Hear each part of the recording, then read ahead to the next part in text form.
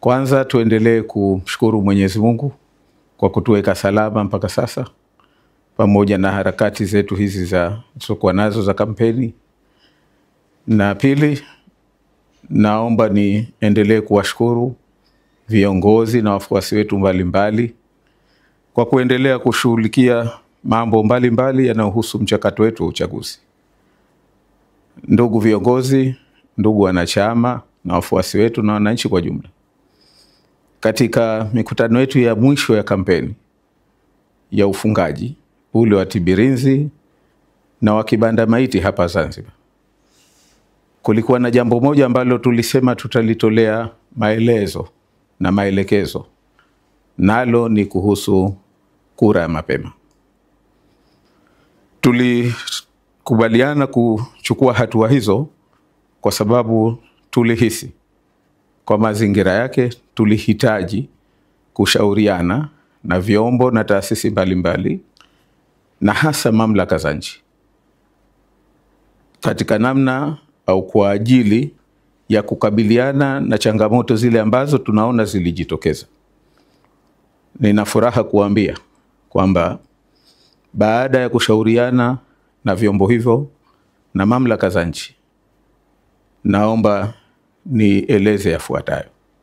Kwanza, tumekubaliana kwamba zile changamoto za msingi ambazo zilikuwepo na ambazo la kwanza ni kuhusiana na uwazi wa orodha ya wapiga kura ambao wengi imewashangaza, sisi imetushangaza kwa sababu inawapiga kura kwanza wengi hamna picha, na pia wengi wanaonekana kwamba hawahusiki na upigaji wa kura ya mapema kama ilivyoelezwa katika sheria.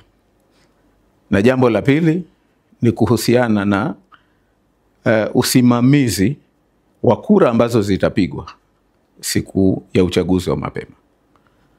Suala kubwa lilikuwa ni kwamba kura hizi zitahifadhiwaje ili kuweka uwazi wake na credibility yake, lakini na la pili kwamba kutakuwaje na uhakika wa kwamba ni kura kweli zile ambazo zimepigwa. Sasa mambo haya mawili kusema kweli yalikuwa ni changamoto kubwa sana. Baada ya kukaa na vyombo, baada ya kukaa na mamlaka za nchi, tumekubaliana mambo haya mawili.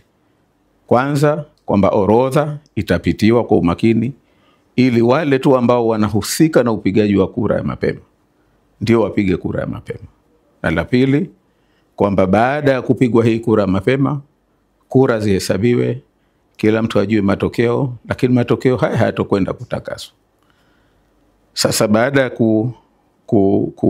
kuzipitia changamoto hizo na kupata maelekezo hayo ambayo tumeyapata, uongozi wa chama chenu umeridhika kwamba ili kuepusha vurugu, ili kuendelea kufanya uchaguzi huu kwa amani, na kwa sababu pia baada ya kuzingatia kwamba wenzetu hasa wa Chama cha Mapinduzi, uchaguzi huu ni wazi kwamba umewashinda, na vurugu yoyote kwa wao itakuwa ni kichaka cha kuweza kuharibu uchaguzi ambao ni wazi kwamba chama chetu cha ACT Wazalendo kinakwenda kushinda.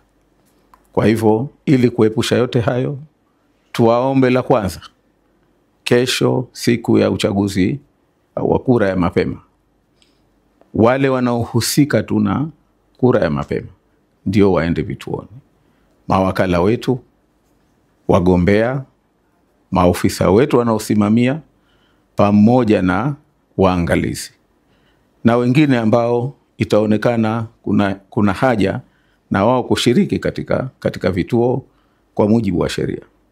Hawa tunawaomba waende ili waende wakasimamie kura hii ya mapema wakiwa na lengo la kuhakikisha kwamba sheria, taratibu, kanuni zinafuatwa katika kura hii ya mapema.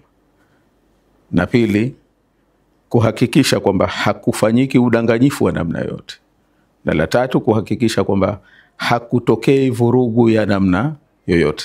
Tukizingatia haya, tunaamini kura ya mapema itapita kwa salama na bila athari yoyote kwa chama chetu na pia katika uchaguzi huu.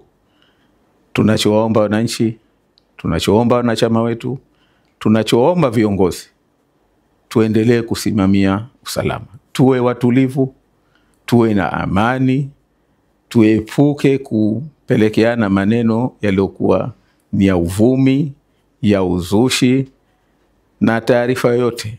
Jambo lolote lile ambalo litatokea katika vituo vya kupigia kura ambalo ni kinyume na sheria, kinyume na taratibu, tunaomba wahusika waliripoti kwa viongozi wao haraka inavyowezekana ili tupate kulichukulia hatua.